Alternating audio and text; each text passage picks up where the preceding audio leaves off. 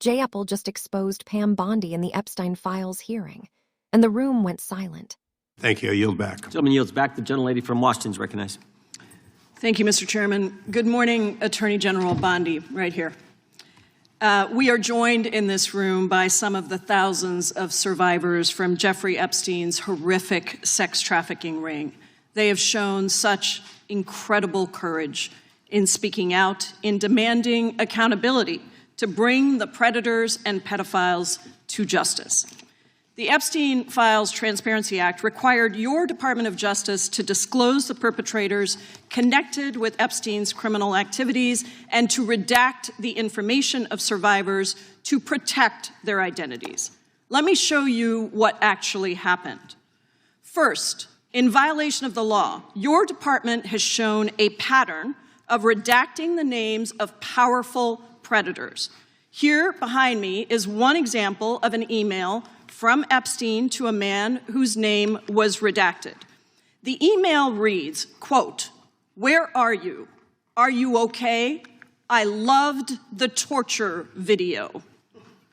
Only after members of Congress demanded that we see the unredacted files did the world learn the name of this individual, Sultan Ahmed bin Sulayem, the chairman and CEO of a company that had financial ties to President Trump's business and personal ties to Trump's advisor, Steve Bannon. Second, the survivors were not similarly protected, also in violation of the law. Here is another email titled Epstein Victim List. We have blurred the names of the survivors for their protection, but your Department of Justice initially released this list of 32 survivors' names with only one name redacted, along with numerous files that disclose not only the names, the emails, and the addresses of survivors, but also nude photographs and even the identities of Jane Does who had been protected for decades until your department released their names. Survivors are now telling us that their families are finding out for the first time that they were trafficked by Epstein. In their words, quote, "This release does not provide closure. It feels like a deliberate attempt to intimidate survivors, punish those who came forward, and reinforce the same culture of secrecy that allowed Epstein's crimes to continue for decades." To the survivors in the room, if you are willing, please stand. And if you are willing, please raise your hands if you have still not been able to meet with this Department of Justice. Please know for the record that every single survivor has raised their hand. Attorney General Bondi, you apologized to the survivors in your opening statement for what they went through at the hands of Jeffrey Epstein. Will you turn to them now and apologize for what your Department of Justice has put them through with the absolutely unacceptable release of the Epstein files and their information?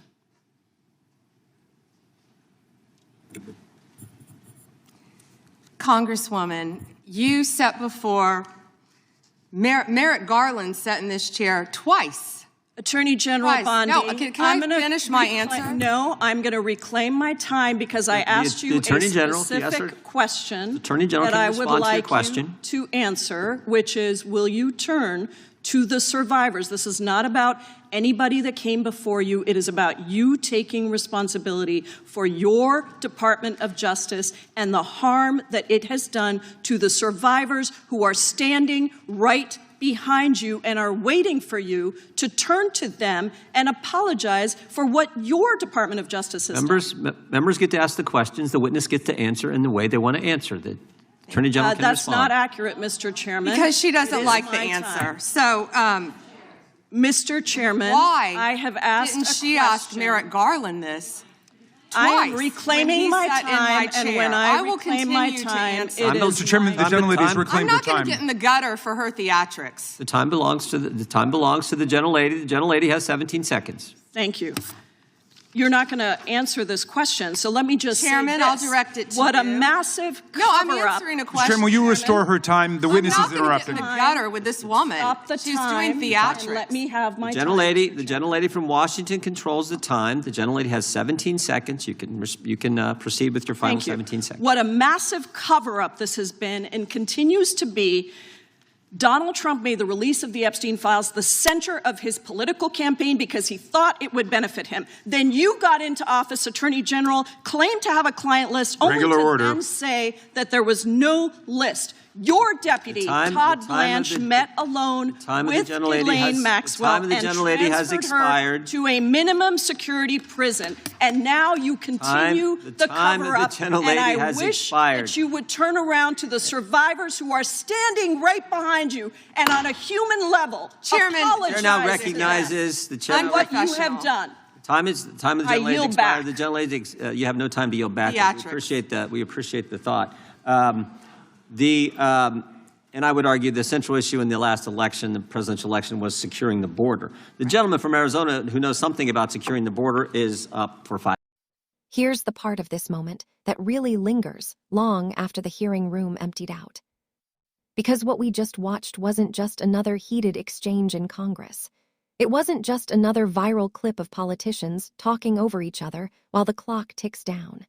This was something far more revealing about how power actually works in this country. Standing in that room were survivors of Jeffrey Epstein's trafficking operation, people who have already spent years fighting just to have their stories believed, people who had to overcome fear, intimidation, and enormous pressure just to speak publicly about what happened to them. And after everything they've been through, after decades of silence and cover-ups surrounding Epstein and his network, they were watching the very institution that promised transparency struggle to even acknowledge them in that moment. That's what made Pramila Jayapal's question so powerful. It wasn't complicated. It wasn't a legal trap. It wasn't even political strategy. She simply asked Pam Bondi to do something human. Turn around. Look at the survivors standing behind you, and apologize for what the Department of Justice did when it released those files. That's it. No speeches. No partisan blame games. Just basic accountability. And yet somehow, even that didn't happen. Instead, the moment dissolved into the same familiar chaos we've seen so many times before in Washington. Procedural interruptions, members shouting, arguments about who controls the clock, deflections to past administrations. And while all of that noise filled the room, the people who mattered most in that moment, the survivors, were still standing there quietly in the background. That image alone tells you everything about why the Epstein story continues to haunt American politics. Because the truth is, this case has always existed at the uncomfortable intersection of wealth, power, and influence. Jeffrey Epstein wasn't just a criminal operating in isolation. He moved in elite circles. He had connections to billionaires, politicians, financiers, and powerful institutions around the world. His private jets carried some of the most influential figures on the planet. His parties were attended by people whose names dominate headlines and boardrooms. And for decades, somehow, he kept getting away with it. The public has been told again and again that the full story would eventually come out.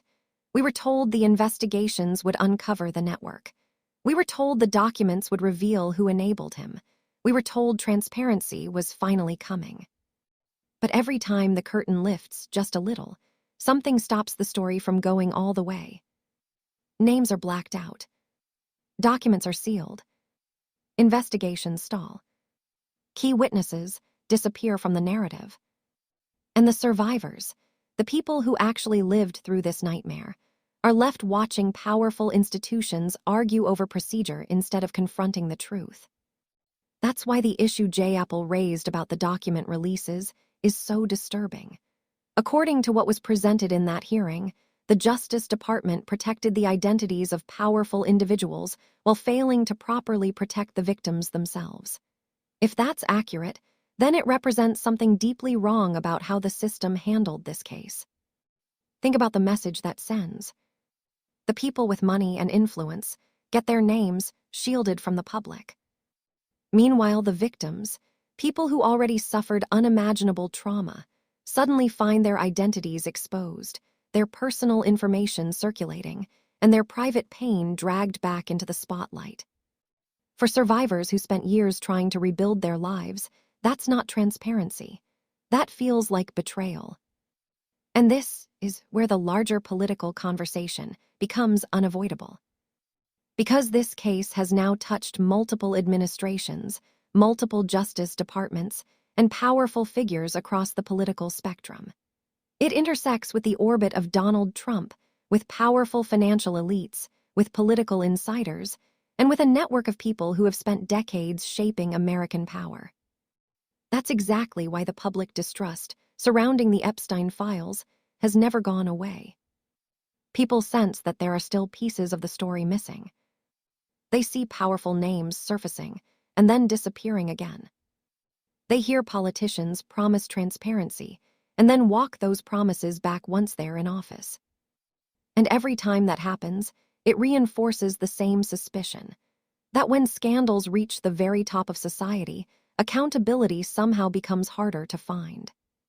Now, to be clear, congressional hearings alone aren't going to solve that problem.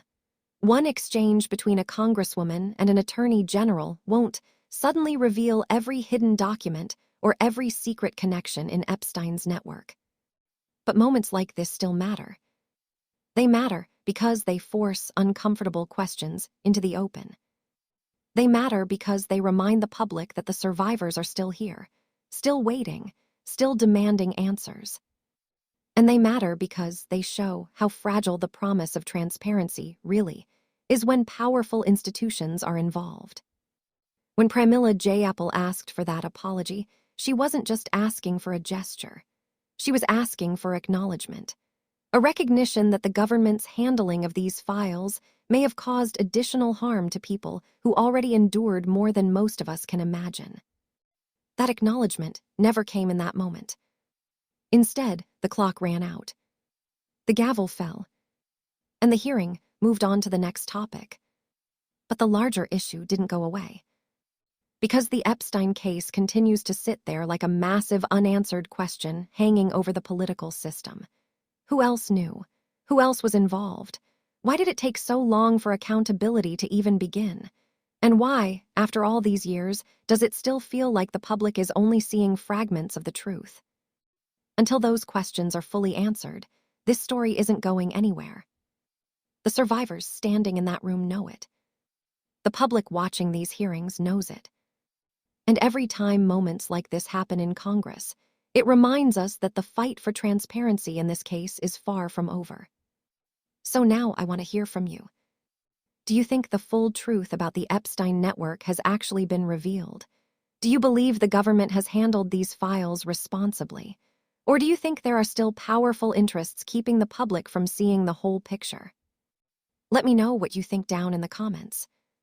And if you want more deep dives into moments like this, moments where the powerful are forced to answer uncomfortable questions, make sure you like this video, subscribe to the channel, and share it with someone who's been following the